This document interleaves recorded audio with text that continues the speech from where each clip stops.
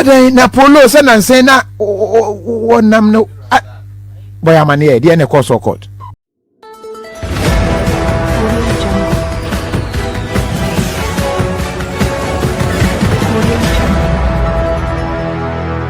Musa former kwaba eba free TV so. Accra High Court asese eye Rosemond Brown a edin adodo na tadnim no eye Akuapem Polo.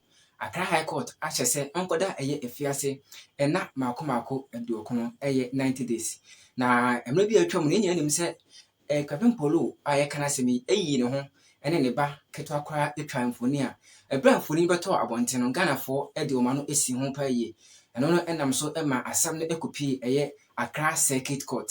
Na ebra asam ne call ye Circuit Court no. Na court no say anka Akuapem Polo onkodem eye 90 days. Na ne lawyer enso kofale appeal ewo eye Accra High Court. Ema court no ema eye Akuapem Polo bail. Na court no etu asam no 1st December 2021. Na yenyenim se enenso na ye 1st December 2021 no. Enti omobo anan esanso eko eye Accra High Court no. Ne ebra mo call court no na court se ebu asem no ekiremu a Akuapem Polo onkoda efiase eye 90 days. Na yenyenim se ebra asem no eko Circuit Court no odi kan ekoda mu eye 8 days. Ana ese Accra High Court se onkoda mu 90 days. Nti se cheke dia ene ebeti eye 8 days odi kan ekoda mu no e dey free eye 90 days no. Na chese aka 82 days.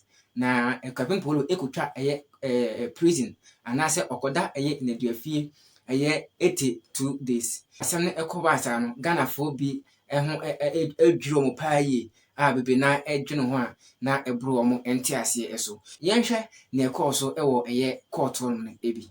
Mo bi owo studio ha bi aka Mete ka adan na polo se na nsen na wonam no boy amane e de na court. Ofi das we dey ebeka se breaking news kase pa ato justice here. Me kase no Accra High Court the criminal division 1. Na we na dey kase Akuapem Polo asan. Ebra ye man no say onko efiase eye 90 days ni. Oko mu 8 days pepe na no lawyer eba High Court ebe file appeal no kra of the kind of pay bill. Na me kase here eno na wu ni eba so.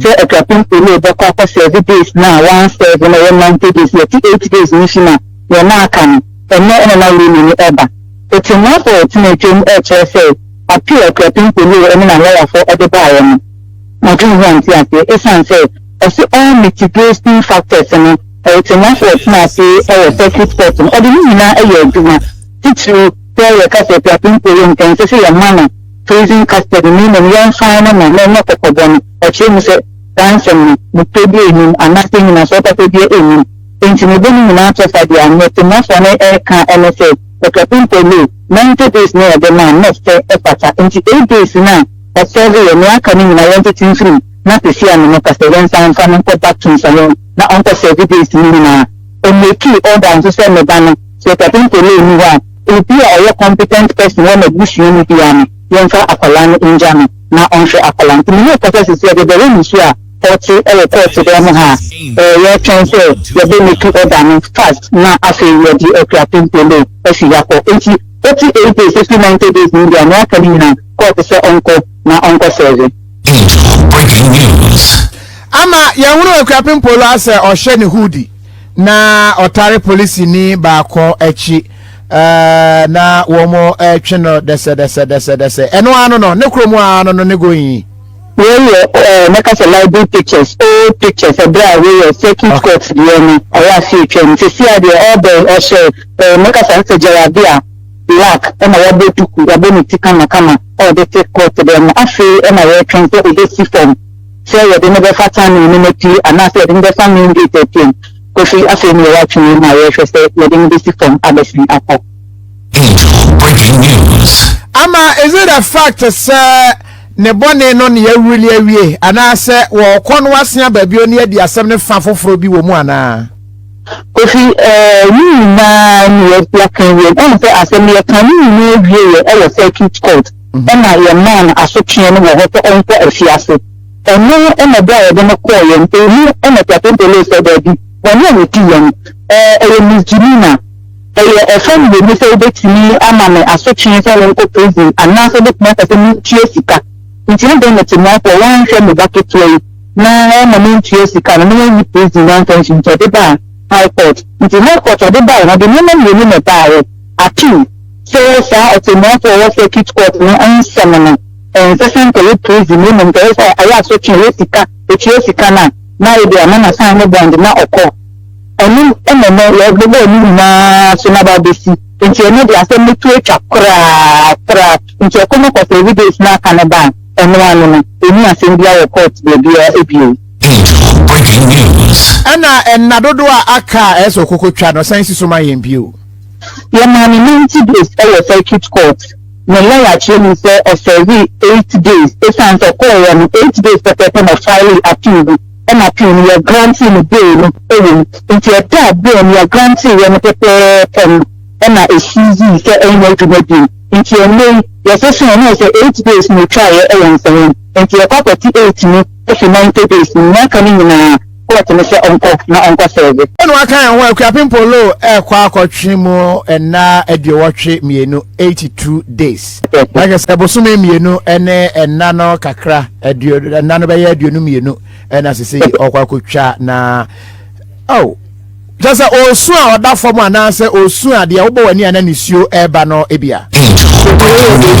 obo wani ana nisuo be nsan fa court be na court ni su setting ogu na nisuo na eba no senka court na hye 90 days ya bosume miensa ti adade no na mo hwe no ya fa nto so na hwe nje sha ye beti 8 days no a wo mu de kan okoda mu ne yentin free 90 days no mu nti ye kwa ama brakwa ampofo anapa bofo dwumade no ne ko nie start na se bibia pie mu a ama brai na beka bibi kire yen sese no san na asie na gbesi ebi adem na lawyer fo nkeka omo ho na etese be ha dwene pa ama akwa baba wagazim no so san na sese asie kire so here me jo so the family me no pastor I idea a certain problem eguso a court wa you change the bella na warrant no that's you do not about the free up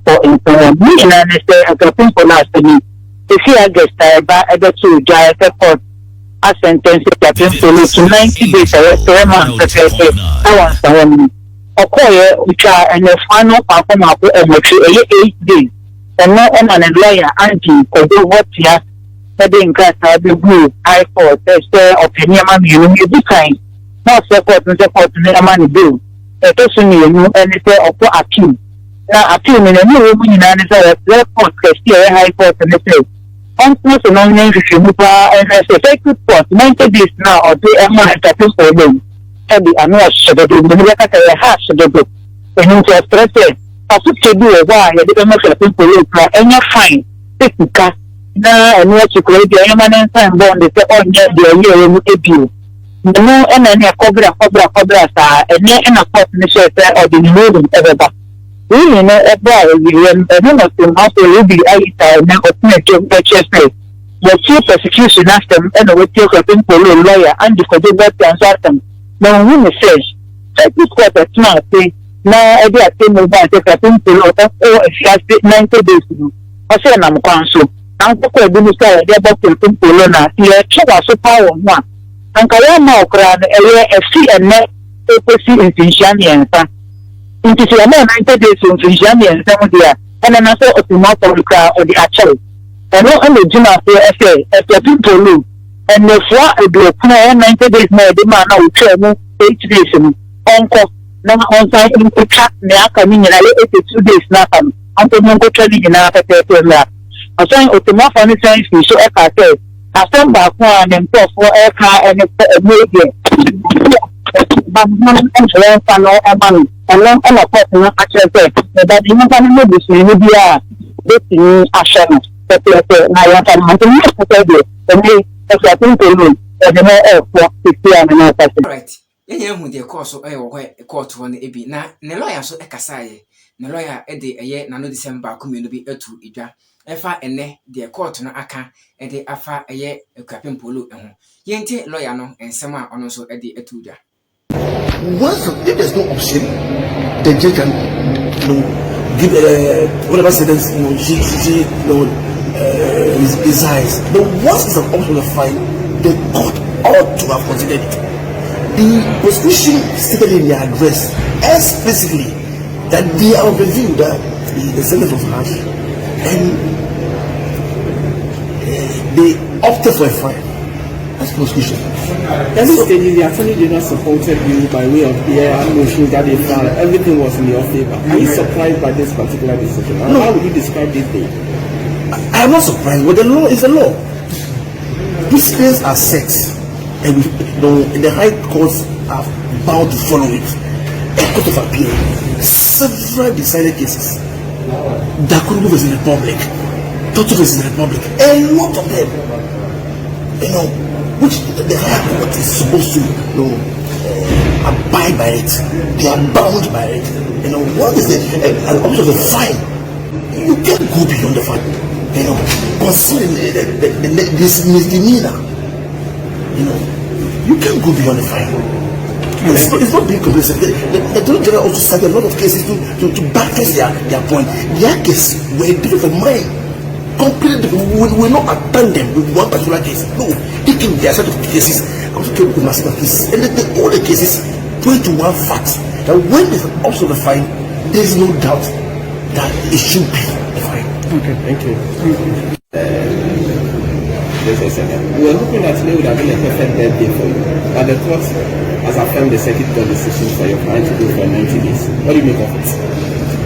Yeah, it's harsh for me, a very difficult situation for me now, considering the High Court upholding the sentence imposed on the appellants from the circuit court. In both our addresses, the prosecution and the defense attorney were almost unanimous that the sentence imposed on her was harsh. They made in the address clearly that it was harsh, that the son that the law seeks to protect, it's going to make life very difficult for the child and that of the mother. They've clicked together for quite a long time. They've jailed for a long time. That separation is going to cause the child more harm than good. Well, I don't intend to go further to the Court of Appeal. We just take it as the High Court decides. That's what I can say for now. Before coming to court, the argument has always been impose a fine on her. Yes. Are you complacent? Not complacent as such. The law is clear. There are first-time offenders. If there's an option of a fine, the court have to go for an option of a fine. Then consider their sentence. The issue of deterrence, for me, doesn't come in here. The authorities are unanimous from the High Court to the Court of Appeal to Supreme Court. In total is the Republic. Apparently they said it was unequivocal. The first time offender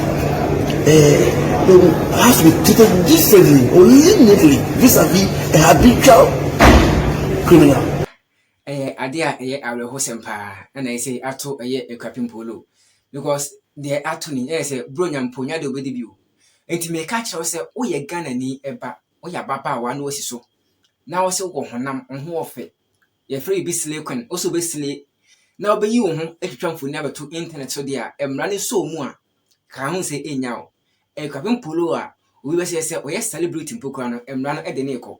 And now, the messer say, Obia shan brabo ye, Obia shan honso ye. Ghana no, Emra some running so more, Obeka say Emra any honum, but Emra eho. Ti we bibia ade bia obe no mpacho fanyansa eton na ho ankoka eye edwamu yen yen fa mpabo enta ye nuaba ekapem polo achi na yen se ode se omo no ho ban na onfa ne nko nsan so emra hot trend na am de bremu o Afriye TV eso no me am de dwumade edwamu no eye no bom de hye Afriye ba kope pacho se won subscribe ya subscribe na like na share ma nuaso nya bi enhwe ye besan so ehye bi bye bye.